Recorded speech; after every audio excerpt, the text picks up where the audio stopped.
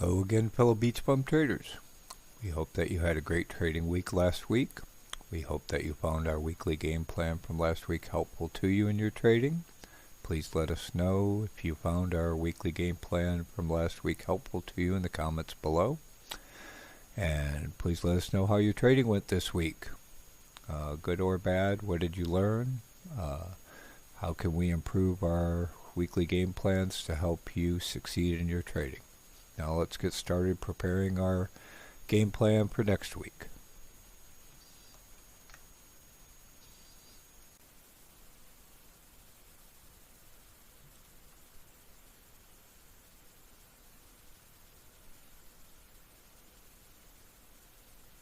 Hello again, fellow BeachBum traders, and welcome to our weekly trading game plan for the week of November 29th through December 3rd. Wow, for a short holiday week, we sure had a lot of interesting developments that we will talk about. But first, we at the BeachBum Trading team want to hope that you had a wonderful Thanksgiving and wish you all a very happy Thanksgiving holiday weekend. We hope you are enjoying it. And we will jump into our game plan for next week, first week of starting in December. And some of the notable events that we will talk about in a minute is the renomination of Jay Powell as the Fed President, the release of Strategic Petroleum Reserves from the U.S. and other countries, and on Friday, the news of a new heavily mutated variant discovered in South Africa, and the impact of all those events on the market, and the hypothesis that we were going to have a Cyber Monday sale on stocks and how we can strategize to benefit and profit from those events and strategy. So we will jump into it, and we hope this all helps. Firstly, I'd like to review some of the emails that I got from the CNBC, Jim Cramer's CNBC Investing Club. Again, I'll put these links in the description box below. If you're not already getting these emails, I would, again, highly recommend it. But again, I think this will save us time reviewing the key economic data for the week and some of their strategies, and then we can add our commentary as to what we think of all that. So the first one I'm going to look at is his weekly review, what's on the radar for next week. And we can see, the big pullback on Friday due to the news of the new heavily mutated variant from South Africa. We'll talk about what we saw happen based on that news in a minute. But again, we saw pretty much all the indices were down, the S&P down big. So his strategy, and again, we'll talk about this in a minute. We essentially what we saw is a switch flip, and we went into the stay-at-home stocks went up, and all the reopened stocks went down. So travel down, Zoom, Peloton, Roku, Netflix all went up. Again, we'll talk about what we discern from this reaction more when we get to our strategies. But that's what we saw is lockdown, stay at home up, reopening down, and some level of fear based on that new variant. And we'll talk about what our strategy is going forward in a minute. Under the hood, he says, consumer discretionary communication technology down, and sizable loss because we were sitting at a top. All the indices were sitting at a top. They were very vulnerable to any kind of negative news. We saw dollars. It was up, pulled back. Gold went up, pulled back, and then bounced on Friday. Again, part of the what they call flight to safety type of thing. So, and we saw oil when this announcement of the Strategic Petroleum Reserves, counterintuitively, because it was less than people might have expected, oil went up, and then it went down on the fears of the new strain, reduced demand. So again, we'll talk about that more when we get to the futures. There's a lot of detailed economic data that we got Monday through Wednesday. I'm not going to discuss all the details. You can go to this link and review the details yourself. We're still seeing inflation. I believe that theme, once we get over this new variant fear, the same themes will reoccur, which is inflation, the tapering, and rate hikes. But right now, the focus is on this, fear of the new variant. So again, that's we'll talk about that. This was a little interesting that durable orders was less than expected. That may bode that the supply chain, the demand on the supply chain is reducing a little bit, although the issues still remain. Then we saw jobs late Wednesday. The new jobless claims were a little less than expected, which is positive. So again, you can see all of this information in this email here so for their plan ahead. Here's we still got some earnings, Salesforce, etc. So there's still some big tech earnings, and then we've still got some economic data coming up next week. So typical jobless claims, job report on Thursday, Friday. So I also wanted to look at the email he sent out on Friday, which was titled, don't panic and start working on your buy list, which I totally agree with. It's one of our strategies as a BeachBum trader is don't panic. Again, we're going to talk about this in more detail, but I believe we're going to see more fear. We're going to probably see a panic on Monday. That's why I'm saying we're going to have a Cyber Monday sale on stocks, because a lot of people were away from their desk. They weren't watching the markets on Friday. They were off on Thanksgiving, out shopping for Black Friday, etc. When they see what happened on Friday, the big drop, they're going to panic. A lot of people are going to panic. They're going to put sells in. Even over this weekend, I think we're going to see a big drop on Monday. Now, how long that continues is hard to predict, but we want to be prepared for that.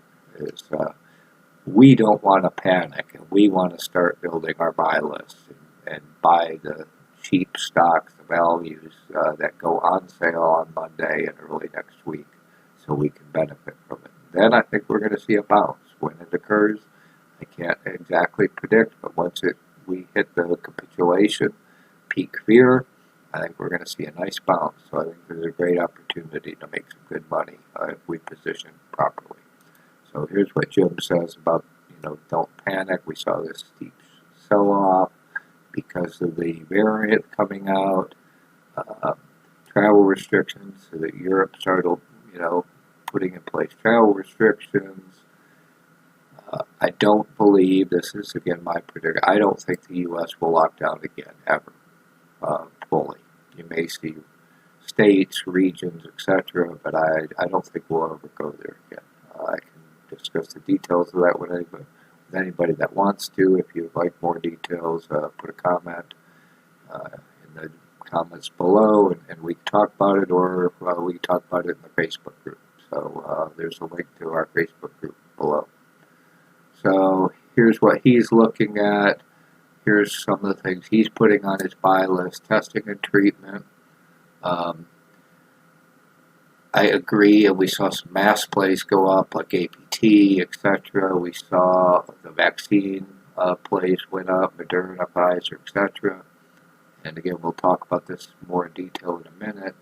I would disagree that I think we might see an initial pop in these areas, but I don't see the government spending more money, companies, etc., spending more money on testing.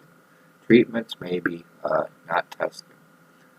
Stay at home, again, we saw a switch flip and all the stay at homes. The Peloton went up after they just bashed Peloton for bad earnings, etc. I'm not a fan of Peloton, but it's in the list of stay at home locked out stocks, so it went up. So a strong balance sheet. That's always a good thing to have on your buy list. Is good value companies that are going to survive through all of these events, not just the variant, but also the inflation and the supply chain issues and rate hikes, etc. So yeah, anything locked down. Boeing took a hit, casinos took a hit. Be careful with Disney. They're vulnerable to their theme parks, and although I don't think Orlando will shut down, the China theme park might shut down. Paris might shut down, and they get a lot of their money from their theme parks. So be careful with that. So bottom line is, don't panic. Start building your buy list, your Cyber Monday, sale list. See what's on sale, what's valuable, and take advantage of those opportunities. Again, we'll talk about that more in a minute. Okay, now I'm on the FinBiz homepage. You can find our affiliate link as always for FinBiz in the description box below. We'll just whip through this in the indices real quick. We see everything was down big. Everything was in the red except for the vaccine stocks. So, again, everything was down. We had a mild panic on Friday. Again, we'll talk more. I think because of this news, we could see fears. Because of the variant, big sell-off. Dow had the worst day. Again, all this negativity. I think people that were away from the markets on Friday are going to hear about and see this over the weekend. I think, again, Monday we're going to see a more panic, Cyber Monday sale on stocks. So, again, we can see all the indices were down big. S&P was down 2.5, Dow down 3, NASDAQ down 1. And again, they're all down. We can see gold bounced and is headed back up, hopefully. And crude oil, oil, surprisingly, it went up on the SPR, Strategic Petroleum Release announcement, and then with the lockdown theme, it went down. So now it's down below 70. Again, possible opportunity there.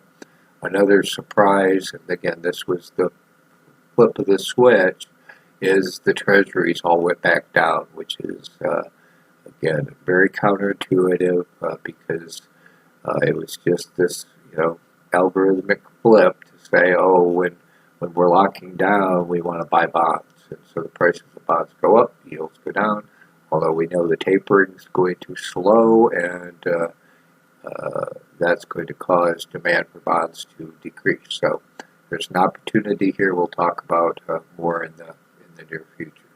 So now let's quickly look at each of the indices in detail. Here's the SPY, S&P. You can see the dip, but it just broke down below its moving average. It's still got quite a bit of ways to go to hit the bottom trend line and its upward channel. So again, we can hypothesize we've got a ways to go down. I also wanted to zoom this out a ways and look at what has happened in the past when we've had these variant scares. So here is the initial drop. So we saw 1, 2, 3, 4-day drop before we hit bottom, had a capitulation. Then last October we had Delta, and we had a three bar down drop before we hit bottom and bounce. So again, Friday we saw the initial fear drop. We can very easily expect 1 or 2 or 3 more days of dropping before we hit bottom, and then we'll get the bounce. So again, I think it's important that we prepare for the drop, look for the bounce, and then take advantage of the upside. Again, the general trends are still very positive. We still got the Fed pumping money into the economy, even though it's at a slowing rate. We still have a strong economy, and I think the overall trend is up, but we're going to see a drop. We can see the NASDAQ, the Qs, again, it broke down below its trend line below its moving average, but it's got a ways to go before we hit bottom of the channel. And the channel is still up, and the Dow, very similarly, it took a more of a drop, but it's still got some room to go down. And then the Russell really got clobbered.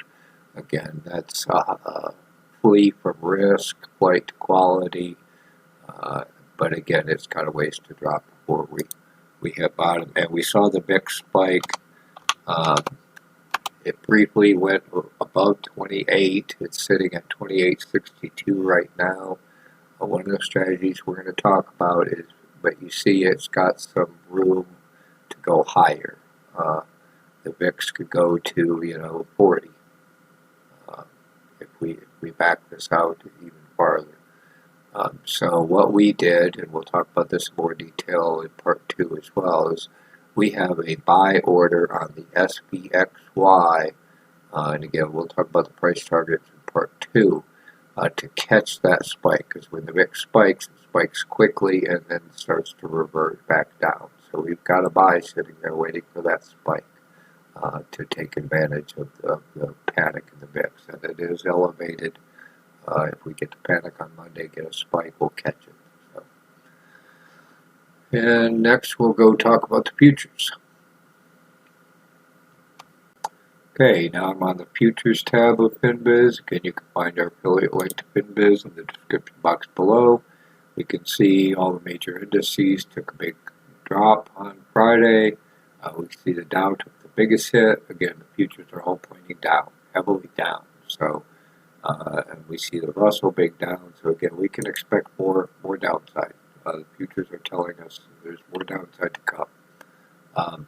I'll talk about this again in a minute when we get to the market screen in Webull, but one of the things I want to learn how to do is play some of the global markets better, because we can see they telegraphed this drop first, and the Euro stocks dropped big, DAX stock dropped big. There was an opportunity, and it was telegraphing this drop ahead of time. We see the spike of the VIX. We talked about that. We see the drop in oil.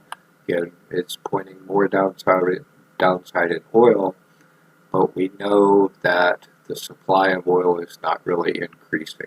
The Strategic Petroleum Reserve release was minimal. It's not really going to have a major impact, and now OPEC is talking about reducing their increased supply because of that. So we know demand's really not going to decrease a lot. Supply is not increasing. We're going to look for a bottom in oil and see if we catch that bounce. Natural gas kind of hovered, went up. I didn't see a real great opportunity in that.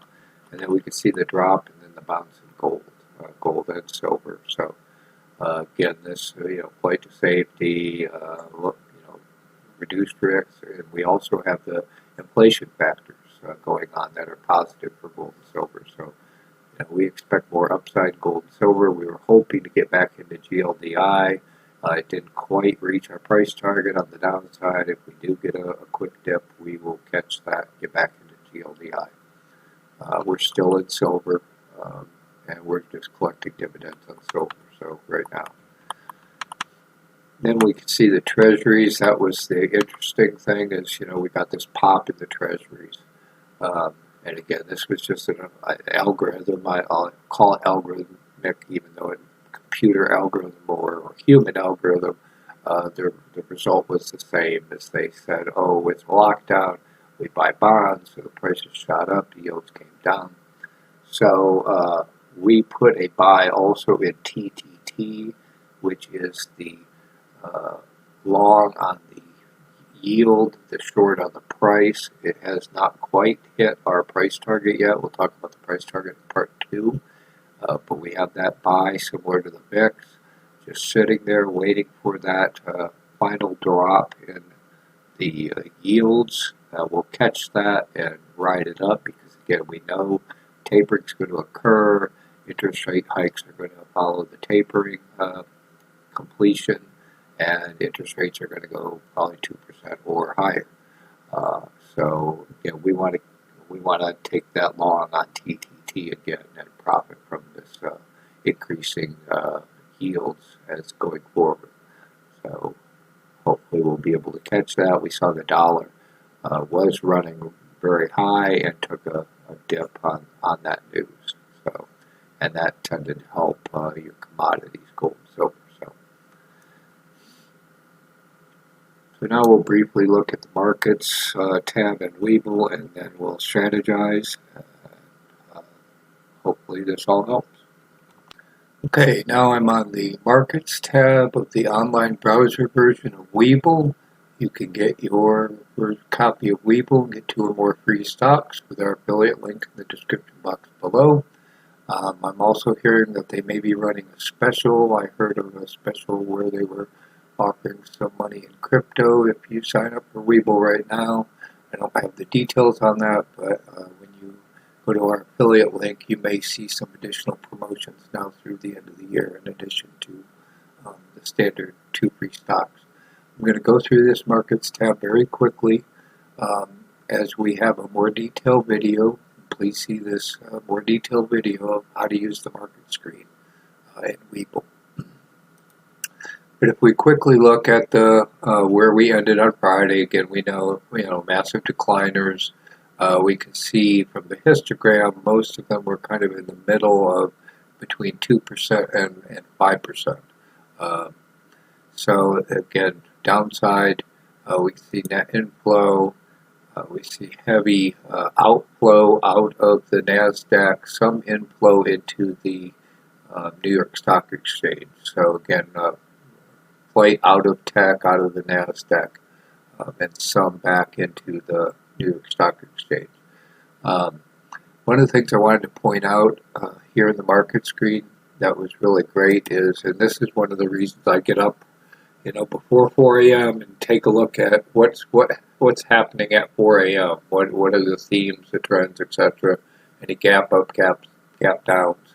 But Friday early, I saw that at that time all the global indices were negative, bright red, going down, and all the North American indices were still green because they hadn't opened yet. And I could see an opportunity there, and I didn't know how to play it. I'm going to try to figure out how to play this going forward. Is if we see the global indices indicating up or down, can we take advantage of that at the 4 a.m. open and play the North American indices accordingly? So useful information. A lot of times these trends in the global indices do bleed over into the North American indices and vice versa. So I thought that was very useful and interesting. We still do have some earnings. Please look at the earnings calendar. You can see the one at investing.com, or you can see the abbreviated version here in the market screen of Webull.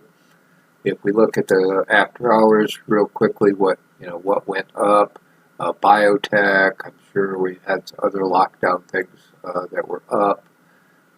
Losers, financials, China. One of the things I wanted to bring up about China that I forgot to mention earlier is on Friday, the other big news was that China wants Didi, who recently IPO'd, to delist from the New York Stock Exchange. And my guess is they're going to force them to delist from the New York Stock Exchange.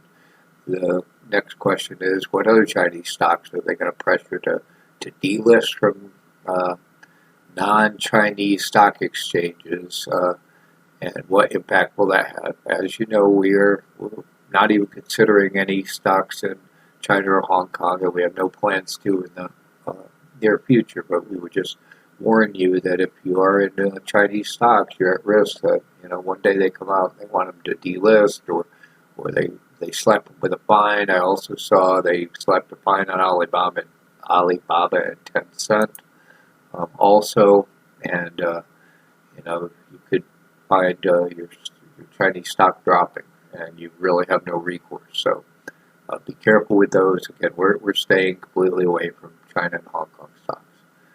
Big losers, again, after hours. It's a mixture. We saw some things that popped, didn't hold their pop. These were pandemic stocks that popped on that variant news, and then they didn't hold. These guys don't tend to hold their pops. So again, be careful. The best performing industries obviously was biotech. And we had, stay at home, Peloton again. I'm not a fan of Peloton. Pharmaceuticals, healthcare, etc. And most popular ETFs, down on the Russell, down on the Dow. We saw it. We're in SPXU and did very well in SPXU. We're also in FANG-D, short on the FANGs. Did very well. Again, we've talked about the strategy in the past, and please review this, but we would highly recommend that you learn how to hedge against these types of events. And there are ETFs, we just talked about. SPXU is what we use to short the S&P 500. SQQQ is the short on the NASDAQ. You can see SDOW is the short on the Dow. SRTY is the short on the Russell. These are ways to hedge against those types of events. So when they occur, the indices drop, these are profitable. We actually made more money on Friday than we made the other days this week because of those hedges. So you don't have to fear a crash. You can actually make money on a crash. So we can make money whether the markets go up or down. And I think that's an important thing to learn. Is you don't have to fear this. You don't have to go all cash, fearing a crash. Just hedge it. You'll actually make money if it happens. So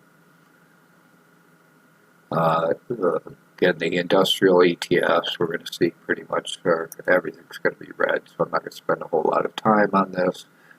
Flip through it, see if we see anything that's green. We don't expect to see any, heavily green. Everything's going to be down. So industries, commodities, and everything's pretty much down. Nat gas was up a bit, and pretty much all down. Now on the bonds, again, we see a lot of buying. There's the big buy in the 20-year treasuries, so TLT. And again, as we mentioned, we're trying to catch the bottom in TTT, which is the inverse of TLT, to go long TTT, long on yields, short on price. So, okay, now let's talk about how can we strategize on all of these events going forward. Okay, let's do a quick recap of some of the events from last week, our commentary on those, and we'll talk about the strategies going forward, the themes for this week. Again, this is for November 29th through December 3rd. Last week, Monday, we heard Biden renominated Jerome Powell for Fed Reserve President. That wasn't a surprise, I don't think, to the markets. They reacted positively. Again, it's a certainty, the known evil. It's same as. So the markets liked that and reacted positively, started going up. There wasn't really a lot of new news coming out of the Fed, although at that time they were talking about accelerating the tapering, accelerating interest rate hikes, and even predicting interest rate hikes before June. But we'll see how that pans out given the events that occurred after that. Then again on Friday we got the new variant from South Africa news, big drop, and also the news about China wanting Didi to delist, which will impact the tech stocks, the Chinese tech stocks, the FANG index, etc. And we already talked about, be careful with anything in China or Hong Kong. So next week, Cyber Monday. The positive thing is, for tech retailers, e-commerce, and it'll be interesting to see how many people stick with e-commerce, stick buying online, go back to buying online versus go to brick and mortar stores. It's something we're listening for. Again, a lot of these events from last week got eclipsed. We talked about the oil release from the Strategic Petroleum Reserves and the impact we saw on that.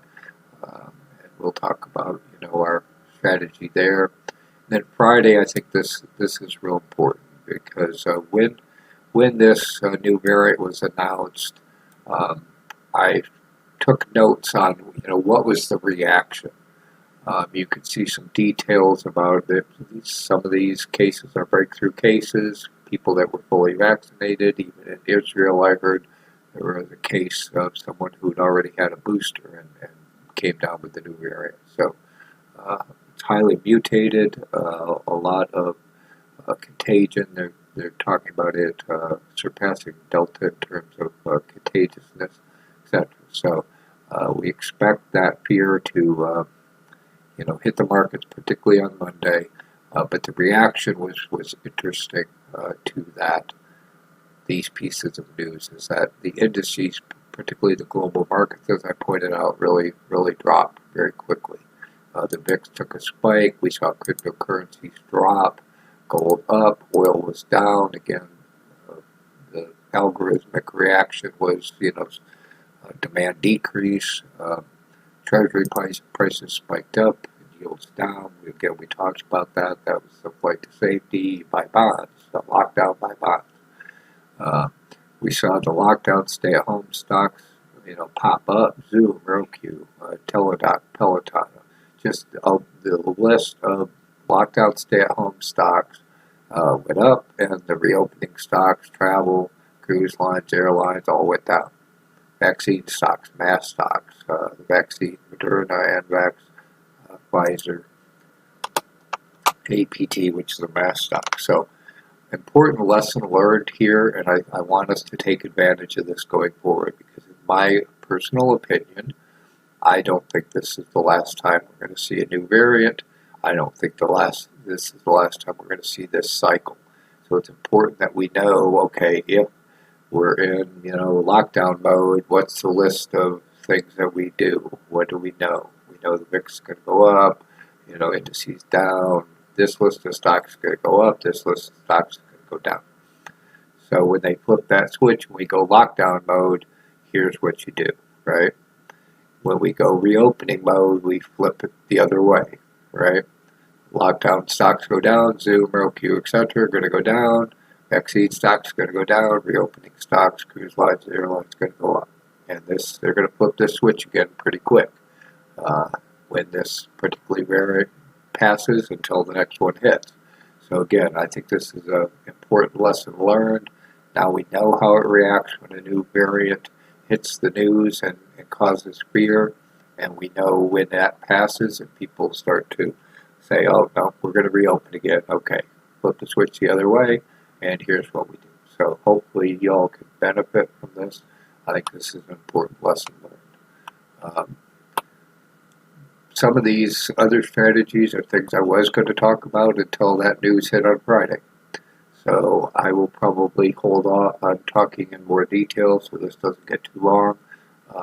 But just to very quickly bring these up is we're starting to see domino effects from the supply chain issues. Autodesk, which is a software company, had lower guidance because their customers, who are engineering parts, manufacturers, etc., they use their CAD type software, are hurting due to supply chain issues. So now it's hurting the software companies that supply those manufacturers. So this is the domino effect that we started talking about last week.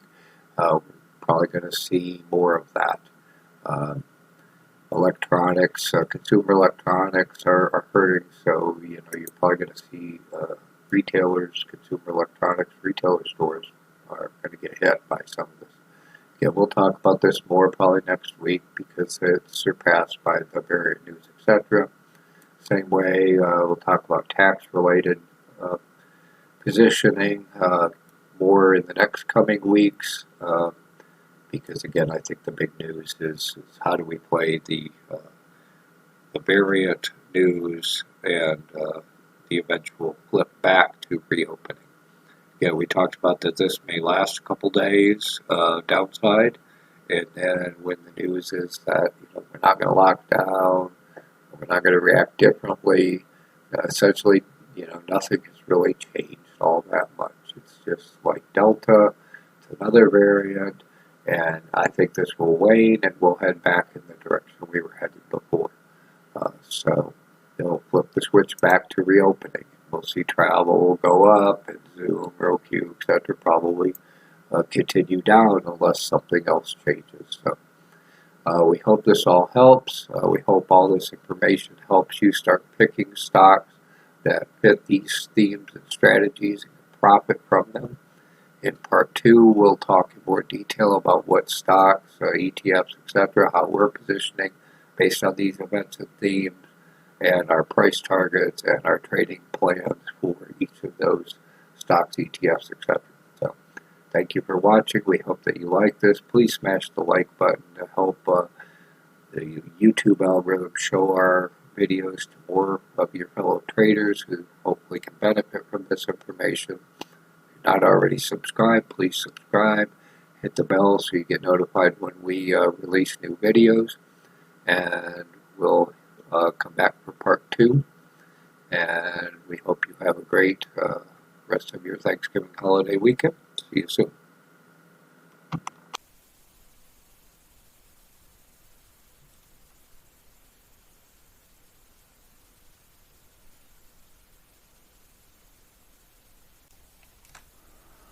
We hope that you like our weekly game plan for the trading week for this week.